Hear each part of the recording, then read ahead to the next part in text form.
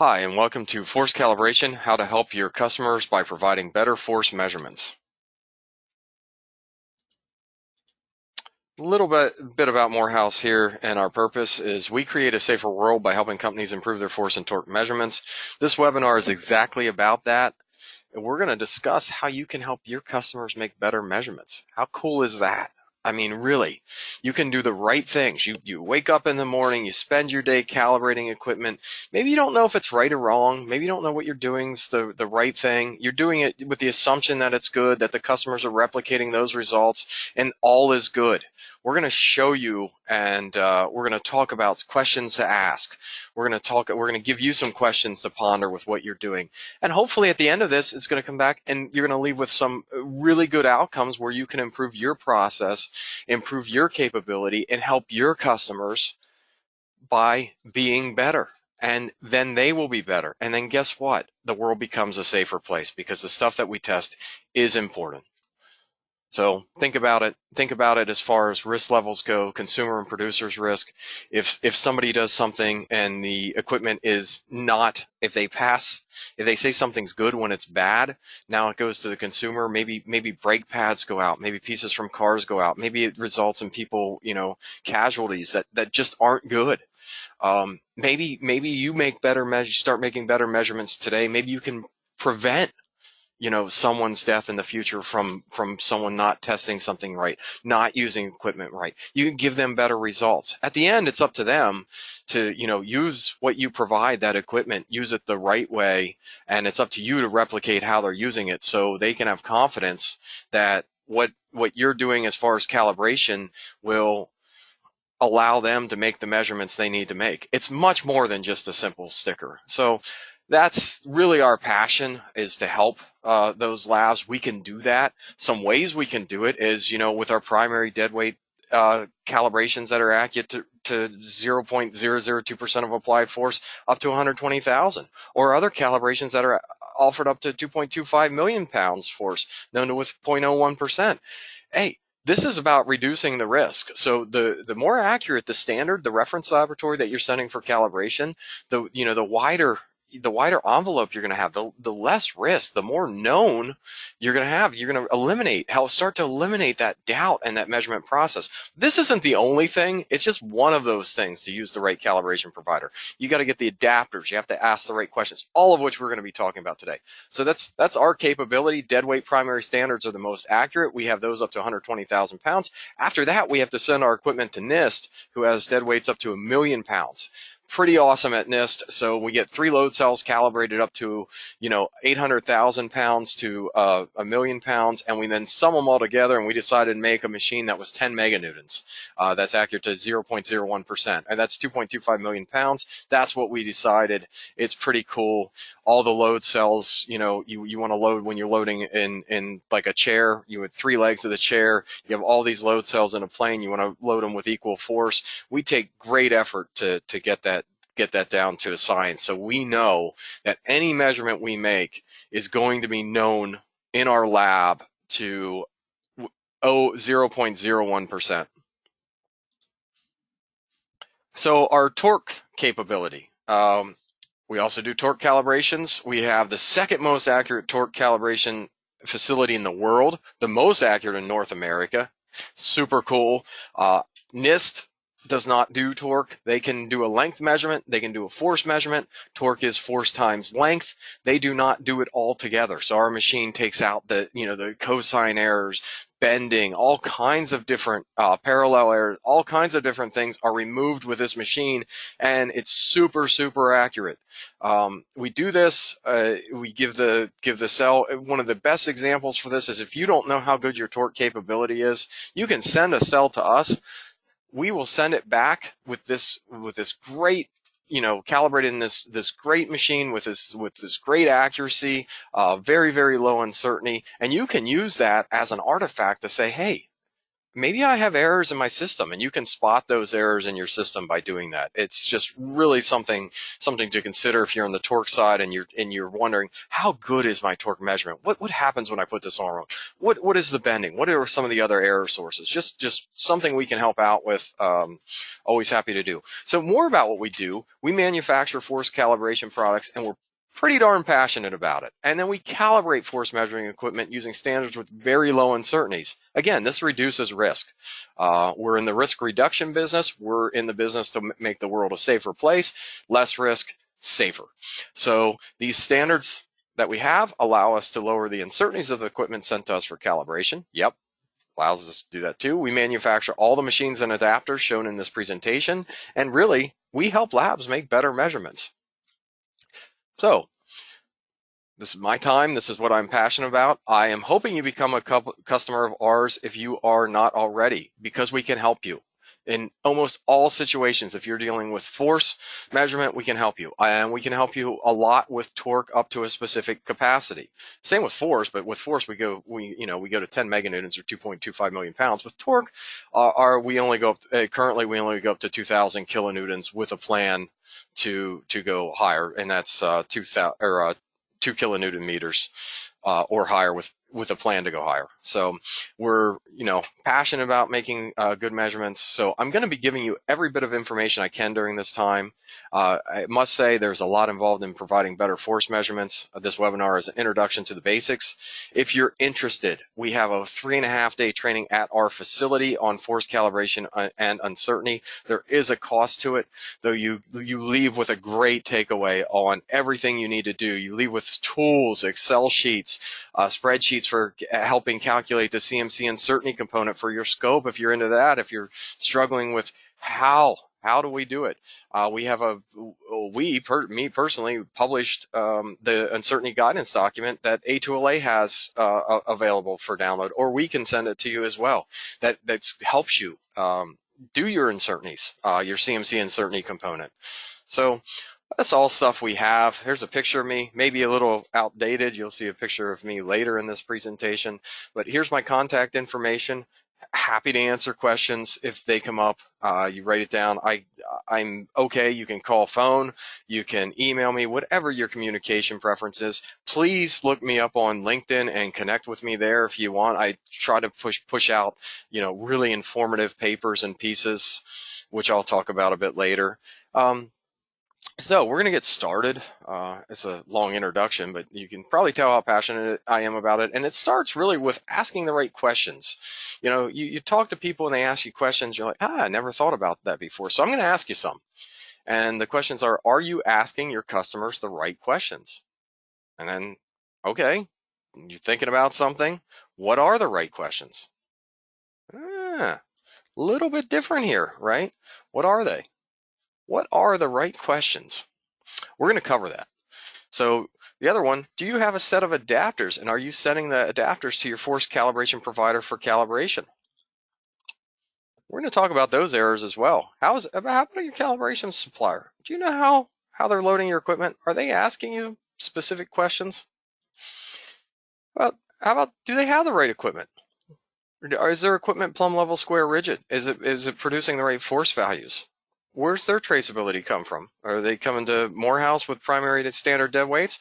Or are they going to another laboratory that's just getting a 5-point calibration and then deciding that that's good enough to do ascending, descending, and the whole range of things for your needs? Don't know. Would you know? If they had an error of 0.1%, if they had an error of 0.5%, and they sent you the equipment back, do you have testing protocol in place to detect it? If all your equipment's sent to them and everything's out 0.5%, are you going to know? Are you confident that your equipment is calibrated properly? If your equipment is not calibrated correctly, there is little chance you can provide your customers with what they need. Well, so we're going to talk about that. Adapters play a huge role in that, and having the machines plumb level square rigid, because different transducers or different load cells, torsion cells are going to react differently when a frame is not perfect. Some can overcome it, some cannot. It's purchasing the right equipment. So we're going to talk about 40 minutes. We're going to cover the following: asking the right questions, the importance of adapters, the right equipment, what that means, and the right calibration provider for your equipment. What does that mean? What level of risk are you willing to assume? So here's a lot of questions, and this is a template of what's going on, and these aren't all the questions. These are just some questions that we ask. Are your customers asking when you send something to a lab, or are you, is that lab asking you some of this stuff? They're probably asking you how big it is, what size it is, what capacity. Probably going to want to know what mode. I have a load cell. Well, is it compression and tension? I have a torque cell. Is it clockwise and counterclockwise? To what standard or customer request? Well, we do cals to ASTM E74. We do cals to ISO 376. We do a commercial 10-point calibration. We do a 5-point calibration. We do dual run calibration. We do 3-run and average calibration. All types of calibration. My favorite is going to be ASTM E74 because we're in North America, and that's really the legal metrology standard to go back on and say, hey, it gives the end user the expected performance of the device. It characterizes the reproducibility of that load cell at the time of calibration, which is okay. It doesn't characterize the reproducibility when you use it in your equipment. It characterizes it in the equipment that it's being calibrated in, and how good is it. It's a good start. I like to say it gives you the expected performance of the load cell. It does a lot more as far as testing, gives you that expected performance, and then you can have somewhat confidence that you can go and use it or derate it, different temperatures, different adapters, different equipment, all that. Tolerance requirement and decision rule. Oh, here's a nice one. So if you're accredited 17025, you're supposed to have the discussion on decision rule, but you also should have the discussion on tolerance requirements. And, what is it? What's going on here? Does the calibration require ascending and descending points? We're going to talk about a lot of this, a lot of the highlighted stuff. How about multiple bridges? Is it a 3-bridge load cell? Are you using all 3? Is it 2? Using 2? Do you just need 1? Do you have a calibration due date or frequency you want to put on the certificate? This one, if in accordance with a standard, we can assign a due date. Otherwise, the customer is responsible for the due date. That's very clear. As a lab, we can recommend things. We can't assign them. You have a load cell, you want to take it for 10 years? That's your risk level. Chances are it's not going to hold calibration for 10 years.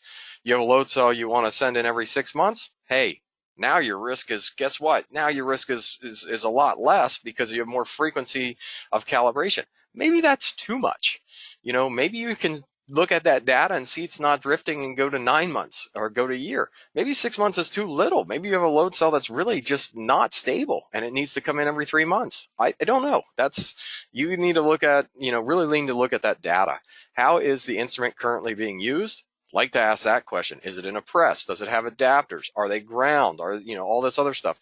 And then here's the catch-all for you, any additional requests. Because there might be RCals, shunt cals, all kinds of different requests in there. There's probably 100 questions we could ask and go down this. It's a flow chart. You have to ask the customers the ones that matter, and then from there you can have the discussions on the special requests and everything else. So like I said, we're going to cover some of these. So when you're talking about it, first one is tolerance requirements and the decision rule. Hey, if you're accredited, there it is. ISO IEC 17025, 2017, 37. A decision rule is defined as a rule that describes how measurement uncertainty will be accounted for when stating conformity with a specified requirement. Great. Measurement uncertainty. Remember those first couple pictures I showed you with the dead weight machine and the torsion machine? Very, very low uncertainty there. So the reference standard goes back into this equation. So wherever you send the stuff, that reference uncertainty is going to go into your overall uncertainty. So how are you going to account for it? If that uncertainty is small, you're going to have more room to be in, and we'll talk about that, but you're going to have more room to be in tolerance. So then we get to clause 7.1.3, which says when a customer requests a statement of conformity to a specification or standard for the test or calibration, this e.g. pass, fail, in tolerance, out of tolerance, the specification or the standard and the decision rule shall be clearly defined unless inherent in the requested specification or standard. The decision rule selected shall be communicated to and agreed with the customer. We do this. So the question is, are you doing it? Are you telling your customer how you're going to decide whether you're going to make a out of tolerance? If you follow ILAC G8, you can make conditional passes, conditional fails, a lot of different stuff. Highly recommend ILAC G8, which is on the next slide. But are you clearly defining the decision rule with the customer? Since it is not always possible to talk to the end user, we have produced a two-part system. So part one, every quote sent out has the following text. Instruments which have a specified tolerance will have a guard band applied per method 5 of ANSI NCSLI Z540 handbook. Sending an instrument for calibration is acceptance of these terms. Now, that is the standard if you're dealing with somebody in purchasing that may not know what they need, that somebody over in production or that's operating the equipment said, hey, I need this to be 0.1% accurate to do my press, to do whatever I'm doing. Purchasing says, hey, Morehouse, calibrate this instrument that's 0.1% accurate. We start saying, hey, compression, tension, ascending, descending, and purchasing go, what? And then we start talking about for decision rules, and they go, what? So we send it out, and the contract that said, unless notified, we're gonna do use method 5. And then we try to work with all customers and offer other decision rules such as simple acceptance and method 6. Those are really the basics. Again, ILAC G8, if this is free to download, you just type in ILAC G8, you can go on. It's a free document. It's an awesome document. Highly suggest everyone read it. So, asking the right questions. This is one we found that a lot of people don't ask, and it's a big error source. So, does the calibration require ascending, descending points? Why we ask this is because some people just assume they can use an ascending curve for a descending, and they can't.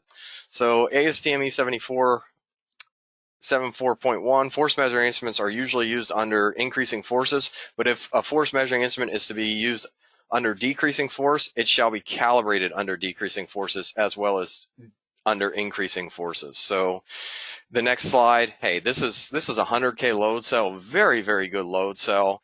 And the expectation on this load cell was 0.5%.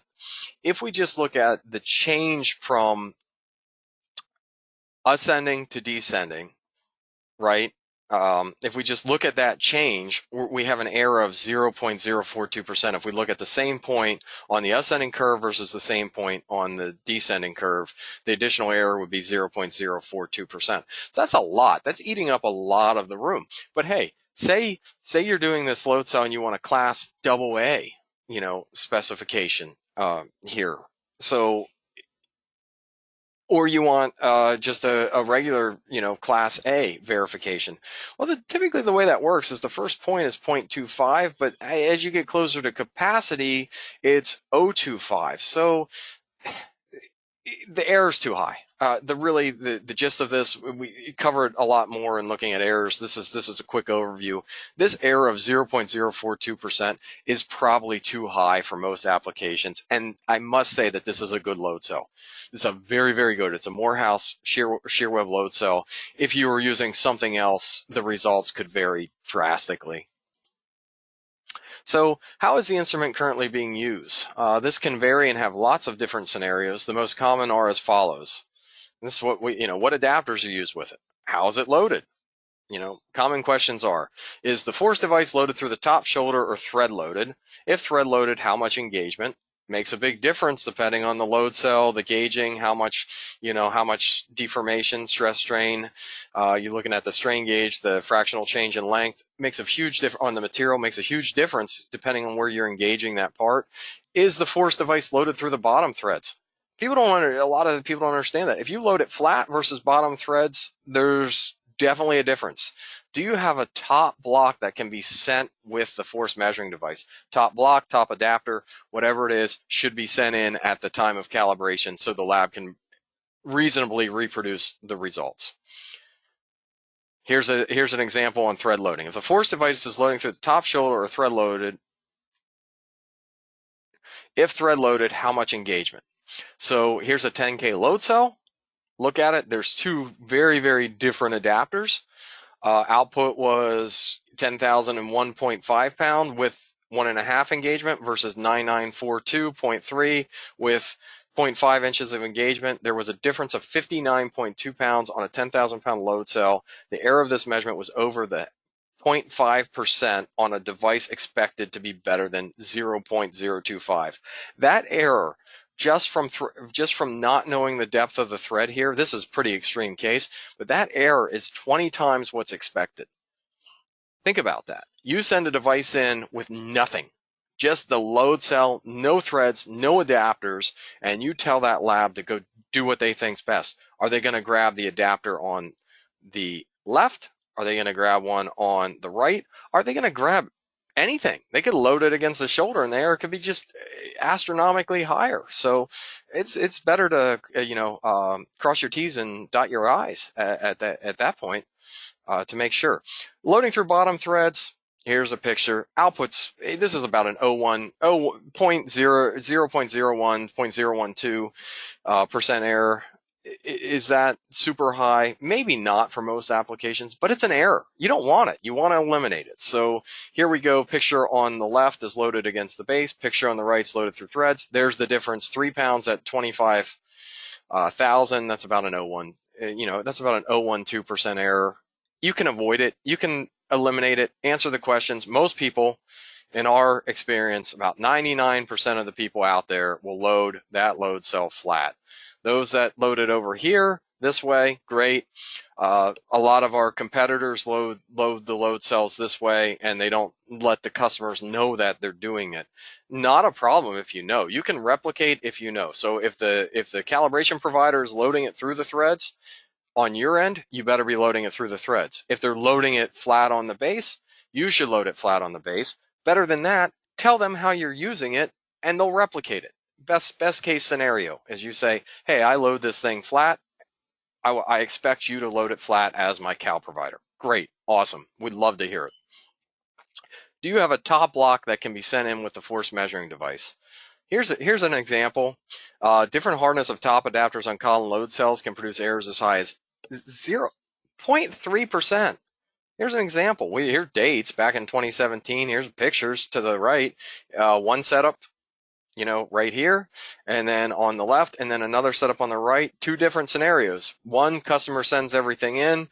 The other customer doesn't send everything in, and we have to use our top adapters that are in our lab.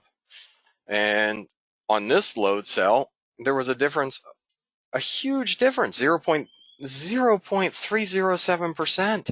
Huge, absolutely huge difference. Our expectations are better than 0.025 on this cal. It's another ASTM cal. So again, errors are well more, 12 times or more what's expected. Not acceptable. So if you have top adapters, if you're loading it in a machine, make sure you match at least the material. The best thing is to send the top adapters with it. But if you don't have them, we make them. We manufacture top adapters all the time for these types of load cells. Not a problem. As you can start to see, the right adapters, like the hardness of the top block, can produce large errors. We are going to discuss some major error sources that can be corrected with proper adapters. So here's a little, you've probably seen this if you've been around. I like to use this main loading axis, actual load line, eccentric forces, or anything that not on the main loading axis. So keeping the line of force pure, free from eccentric forces, is key to calibration of load cells. ASTM does not address it, but ISO 376 does. They go into all types of, their annex shows all types of adapters, things that you should do. Really, really good document as far as, the whole document's good, but the annex gives you a really, really good document on adapters. And we try to make all our adapters cognizant of that annex, but it depends on what's happening. Here we have compression using a ball adapter, pictured top right. These are the ones that we love in our lab. If you're going to use this, we're going to calibrate it with this ball adapter. Then you're going to put that load cell in, Morehouse calibrating machine that's designed to have that load cell with a ball adapter. Man, we're replicating everything. You can reproduce the results very, very well in that scenario. So if the machine has that ball adapter, it often yields the best results. If the ball adapters did not exist, a spherical alignment adapter, pictured top left here, will help align the force. There is a radius on these, and that radius helps align the force. So from the previous slide, some load cells are just more sensitive to alignment and thread engagement issues, making adapters even more critical. Another example, tension lengths, improper versus proper pin diameter. Manufacturers are starting to promote this, which is really, really awesome because it was kind of hidden for a while. We started bringing this out, I think, in 2015, and it was really hidden. They just weren't saying it, and now they're all saying, "Hey, this is critical." And you know why it's critical? Because this specification on this device is 0.1%. Using two different size pins produced a difference of 860 pounds of force or 1.72% error. You know, that's 17.2 times higher than the manufacturer's specification from not using the proper pins. I tell everybody, if you have it in your lab. If you're unsure, if you have one of these tension links, if you're unsure, you can test it. Use two different size pins. Test it. I had that with a lot of government labs, and they went and tested and said, "You're right." Manufacturers now admit that it's right, so you can ask the manufacturer. They have recommended pin sizes. Here's what we like to see with proper adapters.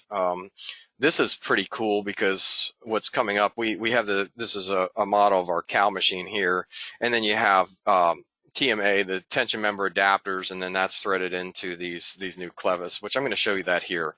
So proper adapters for tension lengths. These are now super cool. These are now patent pending proper adapters for tension lengths. We filed for the patent for these. Lots of design time, lots of things to get it right so that if you can buy one set, you can buy one, clevis set for per capacity. So a 100K machine, you can buy a clevis set that can handle a lot of equipment. Here's the big set here. Handles, our engineer went through, you can look at the list, handles so many different variations of equipment, looked at all the spec sheet, calls out which ones you should use for when you look at that sheet, calls out which ones you should use, calls out the diameter, and just for more information on that, here we have a spec sheet.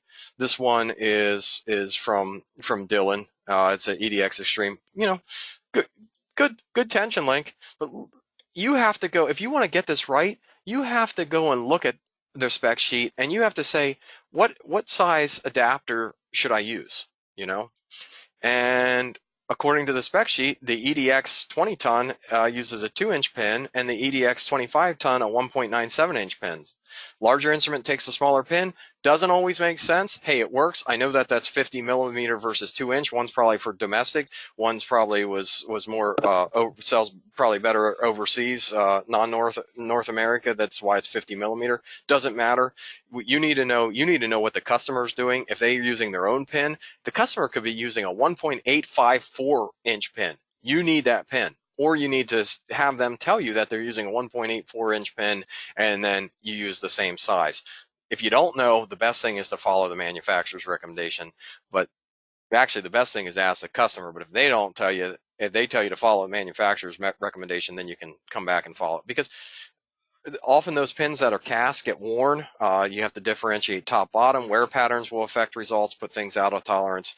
Again, we talk about all of this on the link to adapters, and it's on our website under technical papers. So the solution here is we have proper adapters on a shear web load cell, a little bit different. This is the same thing as that other load cell that was shown with the thread depth discussion where we had the 50-pound error. This is horrible. This cell right here needs an adapter. The cell on the right over here on the left, this cell's perfect. Purchase and lock in an integral thread adapter. Love it. You can reproduce those results all day long. If you take this out and do not get the thread depth right, it will change the output of the cell. Again, this is just, there's strain gauges that are in there. You're changing the way you're applying that force by raising and lowering that thread to what the actual strain on those gauges are. And when you change that strain, you get a difference in measurement, and then errors start to become prevalent. So if you can't lock in an integral adapter, you can pick a top adapter and always use it and have the force measuring device calibrated with that adapter. That's the thing. Have them calibrated with the adapters you're using. In this example, Morehouse spherical load button would be an excellent top adapter for the load cell. So button load cell calibration. Morehouse load cell adapters improve measurement result by, in this scenario, by 525%. Here we have Morehouse button load cell. Here we have Morehouse button load cell adapters in use. We have one aligned with the adapter and another one that's manually aligned. On the manually aligned scenario here on the left, we have 0, 120, 240. You can see not the greatest max deviation, 21 pounds pounds in this case. The percent error is 1.045. On the right, we have this again. On the right, we have our adapters. What's interesting is we get the same average on both of these tests, but on the right we have our adapters with a max deviation of 4 pounds and a max error of 0.199%. This is an improvement of, using our adapters versus manually aligning is an improvement of the result by 525%. What's interesting though, I talked about it and then I'm coming back, is what's interesting here is the average. The average can hide the extremes. My good buddy says you can have your head in an oven and feet in ice and on average feel fine. This is a situation where the average may hide those extremes. Look at the deviation's quite high with manually aligned, but we're getting the same average, 2008.66 versus 2008. So again, it's the deviations, it's the rotations, it's the reproducibility when you put that load cell back up in the machine. Hopefully everything's plumb, level, square, rigid, which we'll talk about. To get the results to the customer that are hopefully reproducible. Here's pictures of button washer load cell adapters, which can improve alignment. I mentioned this earlier. There's a picture of me at NCSLI. We have a technical paper on adapters. It won a best paper award at NCSLI. It was in. It should be in the upcoming metrologist you can get it from our website. So you just go there, get it. There's me. I did a speech when I accepted the award. Woohoo. No, just awesome. Awesome time. Great to be recognized. These are things that these adapters are make some of the biggest impacts on your measurement result. I don't want to take them lightly. You've seen the errors. You know that they're there. It's time you can start correcting them. So the right equipment. We're going to hop into the right equipment, and the right equipment for force is going to be made to minimize off-center loading, bending, and torsion. To do this, force machines need to be plumb, they need to be level, they need to be square, they need to be rigid, and they need to be free of torsion. All machines shown are designed with these 5 things in mind. So I'm going to show some examples and talk about them and show our machines. Hey, it's a good opportunity to showcase the cool machines that engineering is coming up with and production's making, and we're doing all the right things to get everything right to provide the absolute best machine. And this is the best machine here on the right. It's a Morehouse dead weight machine. Dead weights are adjusted for gravity. If you buy a machine from us, they're adjusted for your local gravity. They're adjusted for the material density. The stacks are plumb, level, square, rigid. The highest the weight stack goes, so the largest physics pendulum effect, the largest weight on top with the shortest distance, smallest on the bottom. Really, really good, stable. Very proud of these machines. And then they have automation features and touch pads and everything else. So pictured right is actually got ahead of myself talking about plumb. What does that mean? That means exactly vertical or true. Pictured right, a Morehouse 1,000-pound automated deadweight machine. That in the machine, the weights hang in a vertical direction, and if they are out of plumb, they will introduce misalignment through the vertical line of force. This machine is very, very plumb. The weights are hardly ever going to go out of line, if ever. The way we have to set it up, the angles on the lifters and everything else, they will maintain that pure vertical line of force. Other machines may not get everything correct, and if they don't get anything correct, you'll be out of vertical. So good example there. Right equipment is going to be level. A device for establishing a horizontal line or plane by means of a bubble in a liquid that shows adjustment to the horizontal by movement to the center of a slightly bowed glass tube. Everybody's probably used a level with a bubble level. You can see you want to align this machine has adjustable legs. Once you get it, you get this machine really, really easy to put a level on and get everything level. Once it's level, the rest of the machine, the ball adapter in the top, the whole way through, fairly easy to level this machine. Very critical in a process. I can go back on one of these machines. I can go back on a dead weight machine that wasn't level. The results were out. They were out. The dead weight machines are typically 20 parts per million, 0.002%. They were out worse than 0.01% because the machine wasn't level. We started doing our testing, moving the load cell. Load cell absolutely detected it not being level. Our deviations were huge, and we knew something was wrong. Went back in. This was when the test went back in and said, hey, did someone level the machine before the test? No, they didn't level the machine. So level the machine, then the results got so fantastic. Everything was within, like, specs is 20 parts per million on the machine. That load cell was like, 12, 13 parts per million. It was just, when that machine was level, it was awesome. So very, very important. There's on the right is 100,000 pound UCM. The upper and lower platen are ground flat, and adjustable feet allow the end user to obtain a level condition. If level is not achieved, errors from misalignment will happen. That's the example. The right equipment for force is going to be square. For force machines, this is about having 4 right angles. Pretty easy. That's, the definition of, you can be rectangular too, but anyway, that's what's going to have. It's going to have 4 right angles. So pictured right is a 10,000 pound benchtop machine. The adjustable beam and bottom base form the 4 right angles. This reduces the chance of misalignment. The bottom screw is aligned to the top of the beam to keep the line of force as plumb as possible. There are also some adapters that come in here to keep it free of torsion, which we're going to talk about. The right equipment, rigid, not flexible. If the loading surfaces start to bend, all sorts of alignment errors can happen, which will impact results. Our old scale press was not as rigid as our new one. It's still good, but this one is awesome. It was redesigned to be rigid, level, plumb, square, everything about it. This thing does not, everything flexes. This thing does not flex nearly as much as the old one. It is very, very rigid. The results that we're getting on the scales we're calibrating, yes, we do calibrate truck and aircraft scales as well if you're taking notes and need that service done. But the results that we're getting on this machine that is just much more rigid than the older one are awesome. And here's pictured as a USC 60K with reference load cell, Morehouse 4215 indicator. The top and bottom plates are reinforced to keep the machine from bending. So when it does not arc. That's an arc, right? Bend. It stays straight under force. Awesome machine. Then I said we would come back to this. Torsion, the action of twisting or the state of being twisted. Free of torsion means free of being twisted when forces are applied.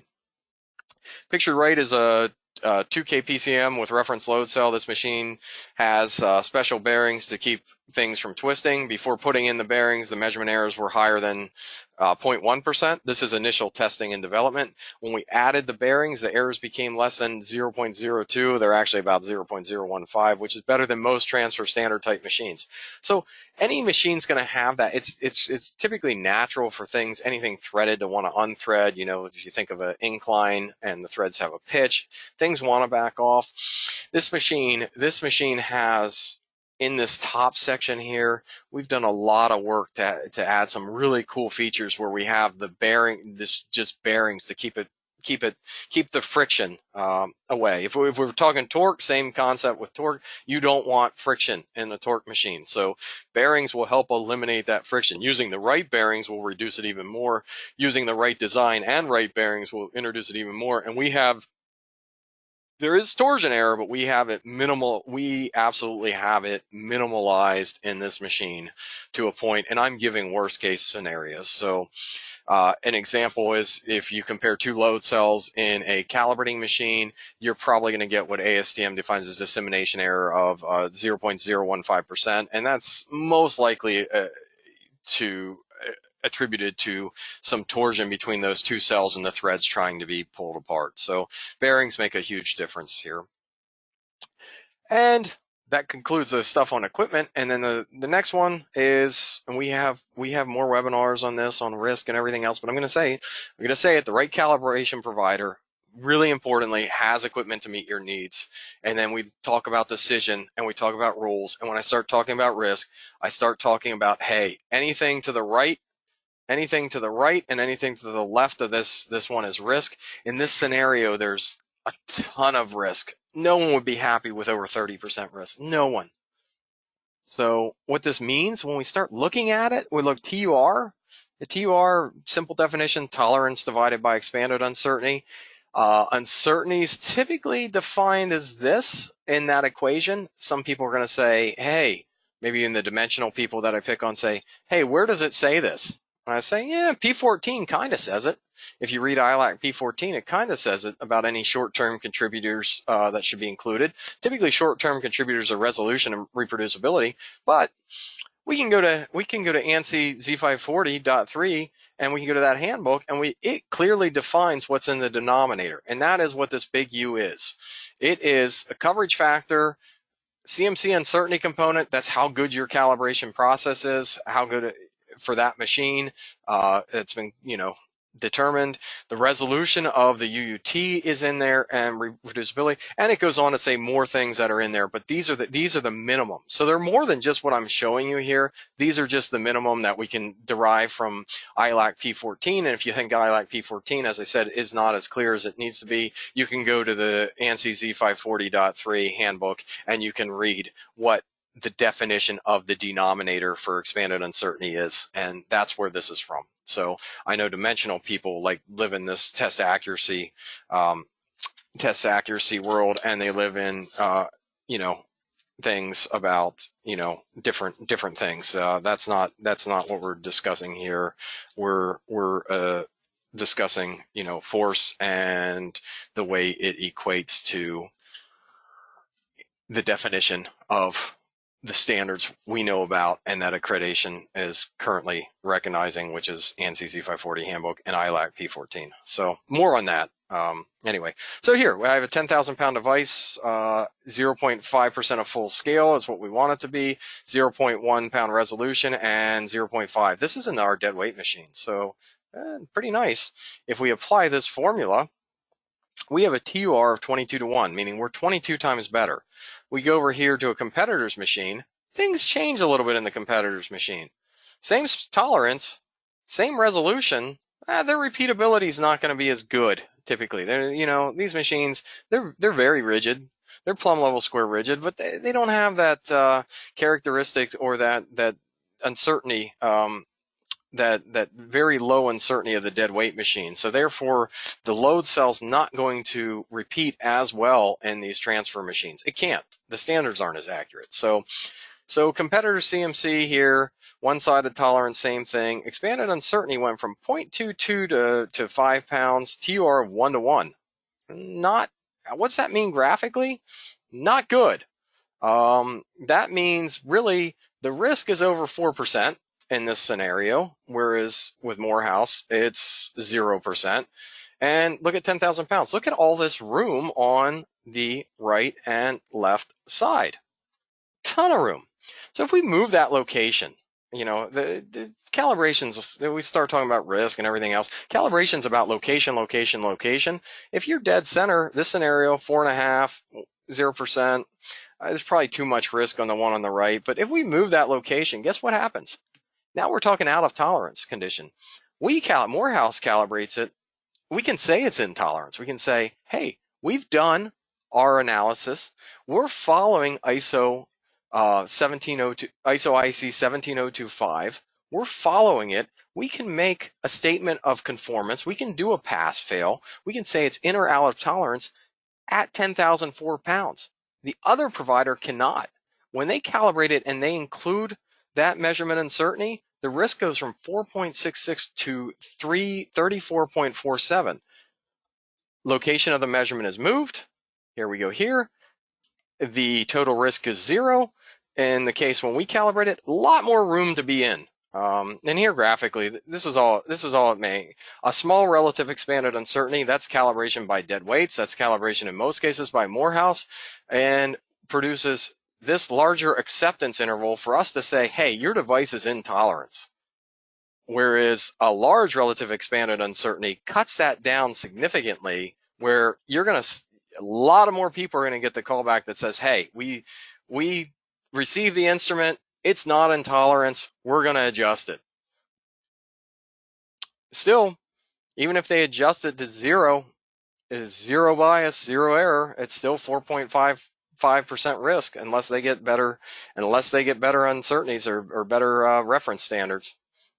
So The right calibration provider has measurement process uncertainty capable of meeting your needs and follows published standards, replicates how the instrument is being used, uses the right adapters to ensure results are repeatable, has competent technicians with training records, follows published standards, reports measurement uncertainty correctly, is rated highly and reliable for on-time delivery. Pretty important there. You don't want to send if you're sending your equipment out and it's taking 4 to 6 weeks, that's 4 to 6 weeks you don't have that equipment to make your company money. Or it's 4 to 6 weeks where there's pain, or some sort of pain, unless you have multiple duplicate systems, and even then it's that frequency is way too long. We have a 7 to 10 standard turnaround service. We offer expedite server, do all kinds of things. We're client focused. When client focus means we work with our customers. We work with any of you. You want to become our customer, we will work with you. We will replicate. We will have the discussion, try to replicate how it's being used. We're going to use the right adapters. We're going to have competent technicians. Our technicians are awesome. We're going to follow published standards, and we're going to report measurement uncertainty correctly, and we're going to be rated highly for on-time delivery and rated highly by our customers, because that's our business. So your time is important. I thank you if you've watched this, listened to it, however you've digested this information. I thank you for your time. It's valuable. I really hope you have learned something. And I like to lead with a famous woman here that says, one accurate measurement is worth 1,000 expert opinions. So do the things that matter. Use the right provider. Use the right adapters, use the right equipment, and ask the right questions, and start providing your customers with better measurements. I appreciate it. Again, contact me if you need to. Happy to answer questions. Thank you.